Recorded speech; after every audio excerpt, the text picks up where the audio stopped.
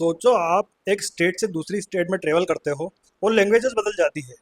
लेकिन पहले सिर्फ एक नदी पार करने पर भी लैंग्वेजेस बदल जाती थी। कुछ ऐसा ही काम इंडिया की एक रिवर करती थी जिसका नाम है चंद्रगिरी।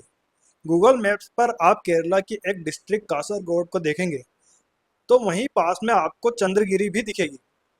चंद्रगिरी के नॉर्थ में आता है कासरगोड का वो कोस्टल बेल्ट जो हिस्टोरिकली तुलु स्पीकिंग रीजन था, और साउथ में था वो रीजन जो मेनली मलयालम स्पीकिंग रीजन हुआ करता था, जो कि लगभग नदी से लेकर आज के कन्याकुमारी तक एग्जिस्ट करता था। इसलिए चंद्रगिरी को समझना ना सिर्फ एक नदी को समझना है, बल्कि ये हमें साउथ इंडिया के कल्चर्स और लैंग्वेजेस के बारे में भी बहुत कुछ बताती है।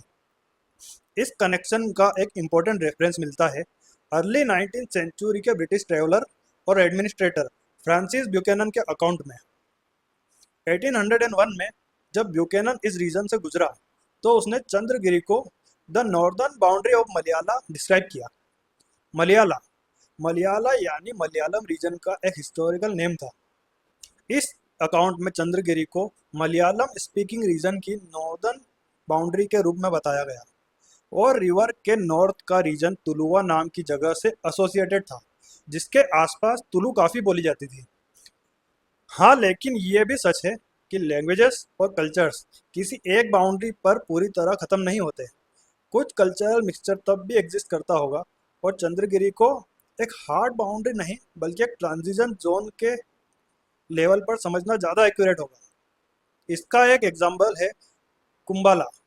हिस्ट्री के अकॉर्डिंग कुंबाला किंगडम के अंदर तुलु और मलयालम स्पीकिंग विलेजेस दोनों का जिक्र मिलता है।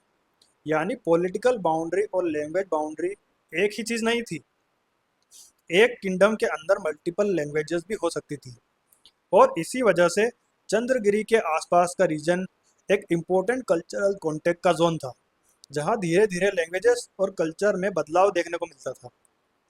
लेकिन हिस्टोरिकली एक चीज़ बहुत ही क्लियर थी कि मेजरली रिवर के नॉर्थ में तुलु का इन्फ्लुएंस और साउथ में मलयालम का इन्फ्लुएंस काफ़ी सिग्निफिकेंट था।